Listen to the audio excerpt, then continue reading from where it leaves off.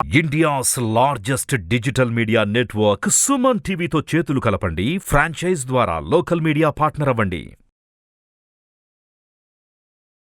Suman TV ప్రేక్షకులకు నమస్కారం. నేను మీ రేవంత్.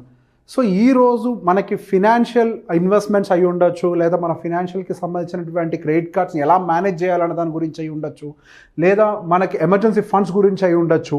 సో వీటన్నిటి గురించి మన ఫినాన్షియల్స్ అనేవి ఎలా మెయింటైన్ చేయాలి అన్న దాని గురించి ఒక 10 సూత్రాల్లో దాని గురించి తెలుసుకునే ప్రయత్నం చేద్దాం. సో ఈ విధంగా కనుక మనం పాటిస్తే మీరు స్టాక్స్లో మెయింటైన్ చేయండి మీ అసెట్స్ని, రియల్ ఎస్టేట్లో మెయింటైన్ చేయండి మీ అసెట్స్ని, లేదా మ్యూచువల్ ఫండ్స్లో మెయింటైన్ చేయండి, లేదా లైఫ్ కవర్స్ తీసుకోండి, ఇన్సూరెన్స్లు తీసుకోండి. వీటన్నిటికీ కూడా మనకి 10 సూత్రాలు అనేవి చాలా బాగా ఉపయోగపడతాయి. సో ద ఫస్ట్ వన్, మొదటిది వచ్చేసరికి 1 time a year you should review your investments throughout underperformance and add more to your high performance. మనం ఎప్పుడైనా కానీ సంవత్సరానికి అట్లీస్ట్ ఒక్కసారన్నా మనం ఎక్కడైతే పెట్టుబడులు పెట్టామో వాటిని ఒకసారి రివ్యూ చేసే ప్రయత్నం చేయాలి. మనం ఏవైతే అండర్ పర్ఫామ్ బాగా అంటే ఏవైతే సరిగ్గా పర్ఫామ్ చేయలేకపోతున్నాయో వాటిలో కొంత పోర్షన్ని తగ్గించటము, లేదా బాగా పర్ఫామ్ చేస్తున్న వాటిల్లోకి మనం కొంతవరకు మన ఇన్వెస్ట్మెంట్స్ని పెంచటము, ఇట్లాంటి అడ్జస్ట్మెంట్స్ అనేది మనం ప్రతి సంవత్సరం చేయాలి. మనం అది అంటే రిపీటెడ్గా చేయడం వల్ల కూడా ఒక రకంగా ప్రమాదమే. ప్రతి నెల, ప్రతి వారం ఇది కూడా ఒక రకంగా మనకి ప్రమాదమే. సంవత్సరానికి ఒక్కసారి మాత్రం మన యొక్క పోర్ట్ఫోలియో అనాలిసిస్ కనుక మనం చేసుకుంటే మనం పెట్టినటువంటి పెట్టుబడులు బాగా పనిచేస్తున్నాయా లేదా అన్న దాని గురించి మనకు ఒక క్లారిటీ ఉంటుంది. అండ్ రెండవ సూత్రం, 2% is the maximum you should pay as an annual fund management expense on an average. A higher expense could prove costly in the long term. అంటే ఇప్పుడు మనం మ్యూచువల్ ఫండ్స్ లాంటివి ఏమన్నా తీసుకున్నప్పుడు కానీ, లేదా ఏదైనా ఫండ్ మేనేజర్కి కానీ, ఏదైనా అసెట్స్ మేనేజర్కి కానీ మనకు సంబంధించిన ప్రాపర్టీ మేనేజ్మెంట్స్ కనుక అప్పచెప్పినట్లయితే మనం పే చేస్తున్నటువంటి ఫీజు 2%ని మించి ఉండకూడదు. పర్టికులర్గా మ్యూచువల్ ఫండ్లో ఇన్వెస్ట్ చేస్తున్న వాళ్ళకైతే ఈ ఎక్స్పెన్స్ రేషియో అన్న దాని గురించి చాలా బాగా ఐడియా ఉంటుంది.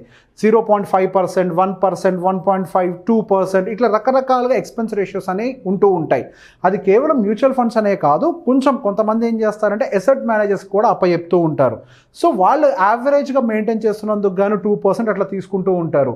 అసెట్ మేనేజర్స్ అంటే మనకి రియల్ ఎస్టేట్ ప్రాపర్టీ లాంటి వాటిని మేనేజ్ చేయడానికి కానీ, మ్యూచువల్ ఫండ్స్ మెయింటైన్ చేయడానికి కానీ మనం 2% కాస్టింగ్ కంటే ఎక్కువగా పే చేసినట్లయితే లాంగర్ టైం ఫ్రేమ్స్లో మనం దాదాపుగా 10 to 15% రిటర్న్స్ని కోల్పోవడానికి ఎక్కువ అవకాశం ఉంటుంది.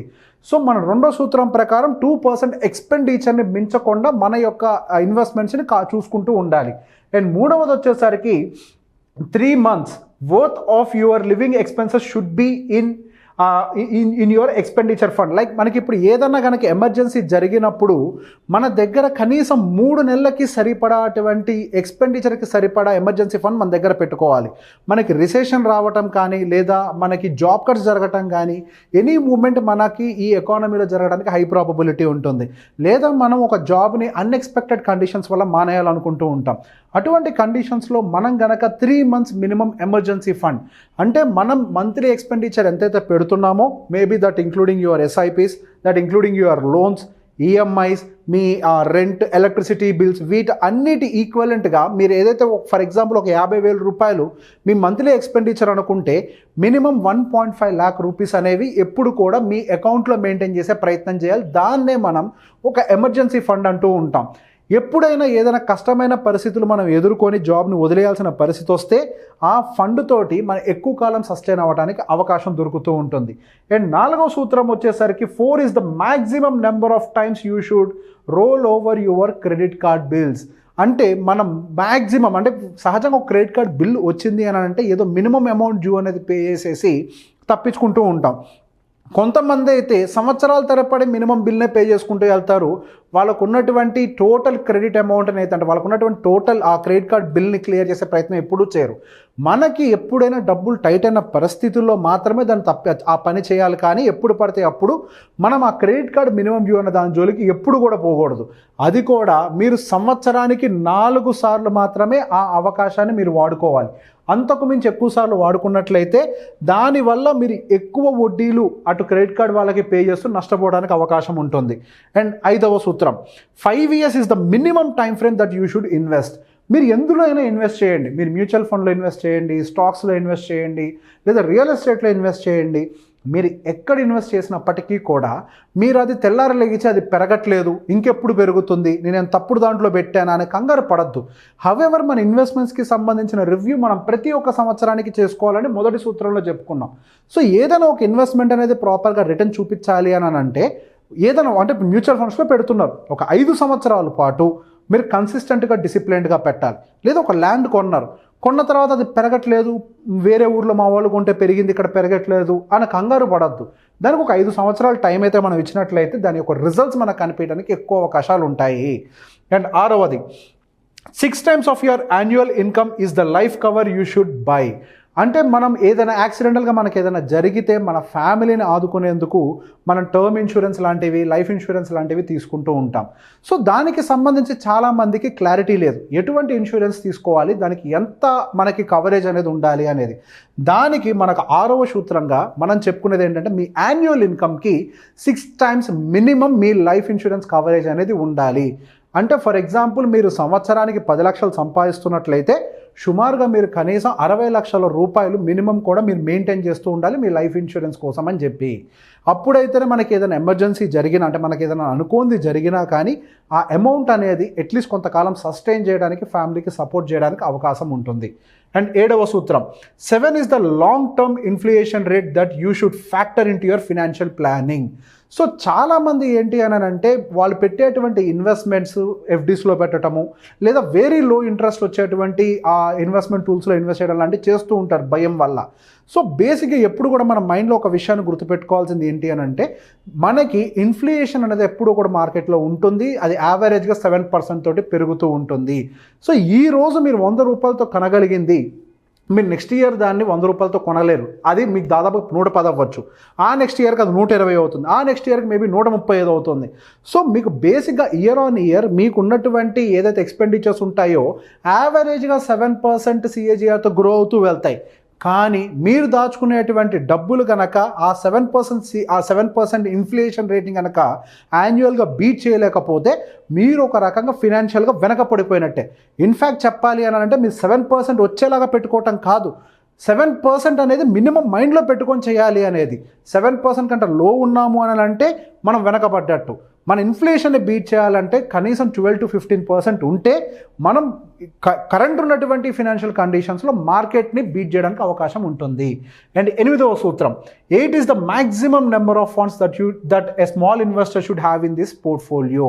ఇప్పుడు చాలామంది ఇన్వెస్టర్స్ మ్యూచువల్ ఫండ్స్లో ఇన్వెస్ట్ చేయడం ఈజీ అయిపోయిన తర్వాత వాళ్ళకి చేతికి వచ్చిందల్లా డైరెక్ట్గా బై అనే బటన్ నొక్కుంటూ వెళ్ళిపోతూ ఉన్నారు. అందులో లాంగ్ టర్మ్ లార్జ్ క్యాప్ అనే ఫండ్స్ ఉన్నాయి అనుకోండి, అందులో మనకి 10 రకాల ఏఎంసీలు ఉంటే 10 రకాల ఏఎంసీలో పెట్టుకుంటూ వెళ్తున్నారు, స్మాల్ క్యాప్స్ ఉంటే అన్ని రకాల వాటిల్లో పెట్టుకుంటూ వెళ్తున్నారు. ఇక్కడ బేసిక్గా మనం ఒక విషయం అర్థం చేసుకోవాల్సింది ఏంటి అని అంటే మీరు ఎంత లార్జ్ క్యాప్ రకరకాల కంపెనీస్లో తీసుకున్నప్పటికీ కూడా బాగా పర్ఫామ్ చేసే ఫండ్ మేనేజర్ వాటి యొక్క ఎలోకేషన్స్ అంటే అందులో ఉన్నటువంటి స్టాక్ ఎలోకేషన్ అనేది చాలా బాగా డిజైన్ చేసి ఉంటాడు. ఆ బాగా డిజైన్ చేసిన దానివల్ల ఆ పర్టిక్యులర్ యొక్క ఫండ్ పర్ఫార్మెన్స్ బాగా వస్తుంది. మీరు మోర్ నెంబర్ 10-20 ఫండ్స్ కనుక మీ పోర్ట్ఫోలియోలో మెయింటైన్ చేస్తూ ఉంటే వాటిని ట్రాక్ చేయడం కూడా చాలా కష్టమవుతూ ఉంటుంది. ఆ ఫండ్ మేనేజర్స్ రెగ్యులర్గా ఎవరైతే అందులో ఫండ్స్లో ఇన్వెస్ట్ చేశారో ఒక మెయిల్ రూపంలోనో ఏదో ఒక కమ్యూనికేషన్ రూపంలో వాటి యొక్క అప్డేట్స్ పంపుతూ ఉంటారు. మనం ఆ అప్డేట్స్ని కనుక ఫాలో అప్ చేయలేకపోతే మన మొదటి సూత్రంలో ఫెయిల్ అవడానికి ఎక్కువ అవకాశాలు ఉంటాయి.